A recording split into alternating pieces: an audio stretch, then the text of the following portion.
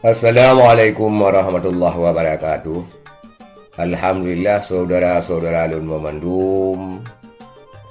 Gudanya tupu bersama-sama yang bahwa Muallim akan maju sebagai Gubernur Aceh bak tahun 2020-nya. Muallim yang selaku Ketua Dewan Pimpinan Pusat Partai Aceh ataupun Dewan Pimpinan Aceh Partai Aceh yang katrib ke Humat Pimpinan dan juga sebagai Ketua KPA Pusat akan maju kepada calon Gubernur 2020 walaupun halnya galom. Nah, secara pemberitaan resmi dari partai. Saudara sekalian, sebenarnya rencana Muallim untuk Gubernur Aceh nyo kana bak tahun 2022 di mana pemilu Aceh sebenarnya digelar bak tahun 2022, tetapi karena pemerintah pusat tidak menyetujui, artinya harus mengikuti aturan pilkada serentak seluruh Indonesia, maka halnya terjadi bak 2020. Walaupun sebenarnya aturan untuk Aceh aturan tersendiri, yaitu merujuk kepada Undang-Undang Pemerintahan Aceh. Apabila masa gubernur di Aceh habis, maka digelar kembali. Memang nak tulis 2022, tetapi karena 5 tahun 3 ya, kuatnya habis juga. Dan halnya pun dikuatkan oleh MK Mahkamah Konstitusi, artinya untuk Aceh undang-undang tersendiri. Tetapi pusat tetap memaksakan Aceh harus mengikuti nasional tahun 2020.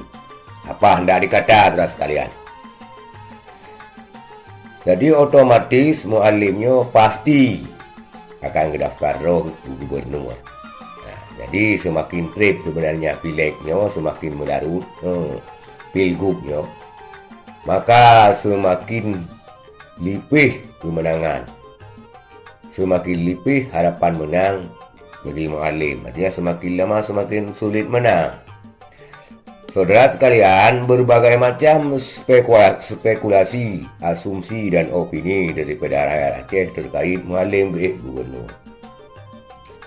RTI ada yang berpendapat Muallim ada sebagai gubernur pilihan menang di, karena apapun situasi dan kondisi Aceh terkini, Aceh sekarang mandum ditimpa kesalahan kepada Muallim.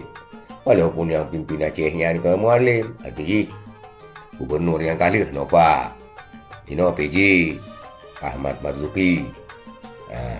Tetapi tetap disalahkan Muallim dan disalahkan Partai Aceh, entah kenapa dan mengapa nyoh ada.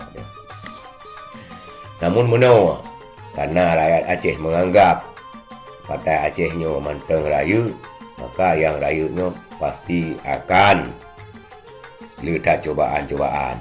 Nanti partai-partai yang lain, mandum-mandum yang ditakut oleh partai-partai lain kepada Partai Aceh karena sebagai penguasa parlimen, sehingga dumpu segala sesuatu nyo apabila terjadi kegagalan ditimpa kepada Partai Aceh. Maka Muallim diprediksi sulit untuk menang. Jika kalian reaksi-reaksi dari rakyat, artinya reaksi dari rakyat kampung tajak kena kedih, ataupun bisa mengirimkan intel-intel, artinya intel daripada aparat mata-mata untuk memata-matai Kiban, menegah rakyat terhadap Muallim. Saudara sekalian, karena dihembuskan isu oleh urun-urun lain, sehingga hal tersebut terjadilah demikian.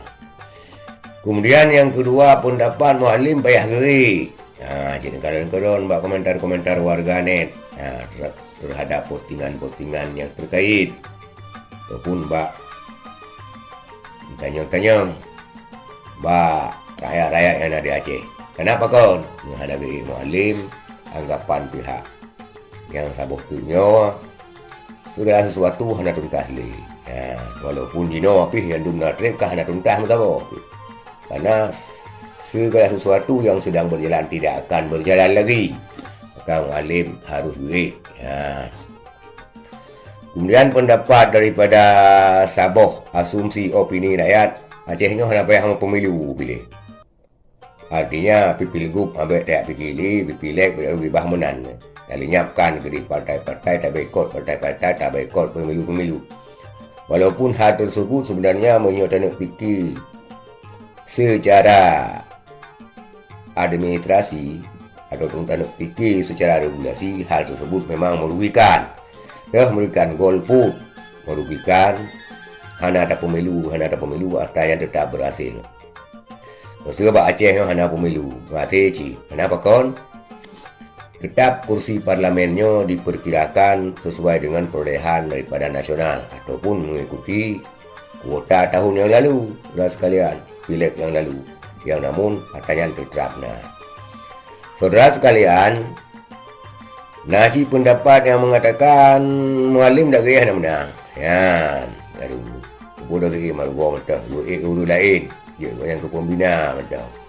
Jadi mencari orang-orang sosok-sosok yang cerdas, artinya sosok-sosok yang jarang melobi-lobi politik, mempunyai ilmu tata negara yang cukup, ilmu hukum yang cukup, dan ilmu politik yang cukup untuk dijagokan Partai Aceh sehingga Partai Aceh menang. Ya. Dan Mualim hanya gepiuh-piuh manteng sebagai pembina. Nyana yang anggapan lagi ya. Jadi anggapan Mualim hanya payah geik, nyo geik pihan menang, kemudian Mualim harus geik, nyo hana geik segala sesuatu han berjalan. Yang kelih Mualimnya gelai Acehnya hana payah mentapu pemilu bebek pilkada bebek bah menai gede. Yang diberi karena kekecewaan rakyat Aceh terhadap putra yang karena hana berjalan. Mam yang hana terlaksanakannya lebih lom han berjalan. Kemudian pendapat lom yang bahawa Partai Aceh harus mencari figur-figur yang top, artinya yang mempunyai kompatibel, artinya yang cukup handal. Baik pemerintahan, hukum dan tata negara, juga lobi-lobi politik untuk dijagokan sebagai gubernur Aceh agar yang diusung Partai Aceh menang. Menang saudara sekalian, tapi kita berharap siapapun yang terpilih akan membawa dampak kepada perubahan yang baik, pada Aceh yang baik di kemudian hari saudara sekalian. Sekian, terima kasih. Assalamualaikum warahmatullahi wabarakatuh.